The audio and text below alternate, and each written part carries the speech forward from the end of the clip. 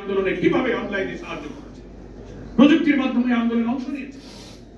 এই পরিবর্তনের পরে সারা দুনিয়ার দেশে দেশে এই দেশের সংগ্রামী যে সমস্ত মানুষরা চলে গিয়েছিল, পালিয়ে গিয়েছিল, লেখাপড়ায় পেশায় কোন রকম জীবন বাঁচিয়েছিল, তারা সব দেশে ফিরে এসেছে। এই জন্যই প্রবন্ধকারের 52 থেকে 24-এর এই গণ অভ্যুত্থানের মূল চালিকা শক্তিকে উনি একটা শব্দ দিয়ে আখ্যায়িত করেছেন, অপ্রতিরোধ্য বাংলাদেশ। এটি হচ্ছে যথার্থ একটা শব্দ। বাংলাদেশের মানুষ, বাংলাদেশের জনগণ, বাংলাদেশের মানুষ এবং বাংলাদেশের অত্যাচার বিরোধী, বৈষম্য বিরোধী, নির্যাতন বিরোধী, একনায়কতন্ত্র বিরোধী, কর্তৃত্ববাদের বিরুদ্ধে এদেশের মানুষের শক্তির যে নিউক্লিয়াস, এই 18 কোটি মানুষ হচ্ছে এক কথায় এরাই হচ্ছে অপ্রতিরোধ্য বাংলাদেশ। সেজন্য আমি প্রবন্ধকারকে ধন্যবাদ জানাই। আমাদের সব বক্তাই বলেছেন, দুর্ভাগ্য হলো 52 থেকে 24-এর ইতিহাস, দীর্ঘ ইতিহাস, এর উপরে কত বই লেখা যাবে, কত লিখছেন, আর্টিকেল লিখছেন, এডিটোরিয়াল লিখছেন, পোস্ট এডিটোরিয়াল লিখছেন, আরো অনেক ইতিহাস যুগ ধরে লেখা হবে। আমাদের শহীদের নাম সোনার অক্ষরে স্মরণীয় হয়ে থাকবে, এটা ঠিক। কিন্তু বেদনা হয় তখন, যা আজকে সেমিনারে সবাই বলছেন, অনেক সত্য ইতিহাস কেন লেখা হয় না, লিখতে কেন মায়া লাগে? আপনাদের বিবেকে কি কোনো দংশন নেই?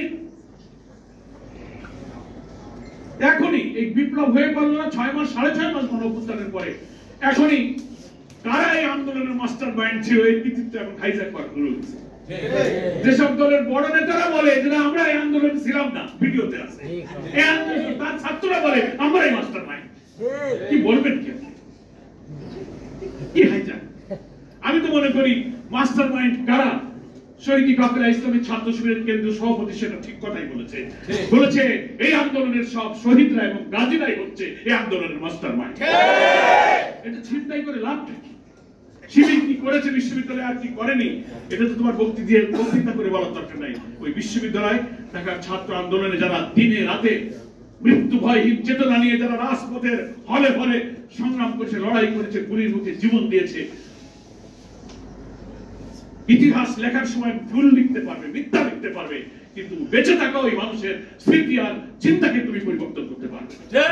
এটাই হচ্ছে কিন্তু আসল সত্য। ফলে এই কৃতিত্ব হাইজ্যাক করার দরকার নাই। তেমনি ভাষা আন্দোলনের ইতিহাসেও ভাষা সৈনিক ডাকসুর জিএস অধ্যাপক গোলাম আজমের ইতিহাসটাও হাইজ্যাক শুধু না, গুম করে ফেলা হয়েছে।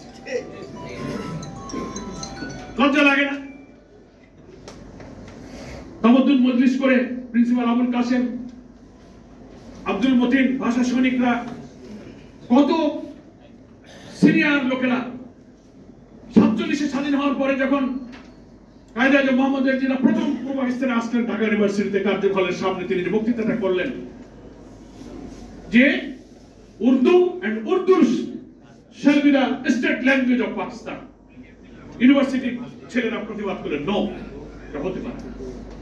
এই তো এই অংশের উপরে ভাষার অধিকারকে খর্ব করার এই বক্তব্যটা এই অংশের মানুষকে আন্দোলনে কিন্তু রাজপথে নামিয়ে দিল, নাকি বলেন? তারপরে কি হলো 48-এ, তখন ঢাকা ইউনিভার্সিটির কেন্দ্রীয় ছাত্র সংসদ ডাকসুর জিএস ছিলেন ভাষা সৈনিক অধ্যাপক গোলাম আজম, বিপি ছিলেন অরবিন্দ ঘোষ। লেখা আছে, আপনি পড়েন রেকর্ডে। আর কিছুদিন পরে যখন পাকিস্তানের প্রাইম মিনিস্টার লিয়াকত আলী খান আসলেন ঢাকা ইউনিভার্সিটিতে,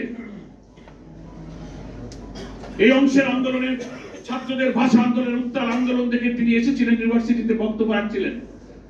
তখন লিয়াকত আলী খানের কাছে একটা মেমোরেন্ডাম, একটা স্মারকলিপি দিয়ে ঢাকা বিশ্ববিদ্যালয়ের ছাত্র সংসদের পক্ষ থেকে ভাষার দাবির কথা, এই অংশের মানুষের স্বাধিকারের কথা তুলে ধরার সিদ্ধান্ত হয়েছিল।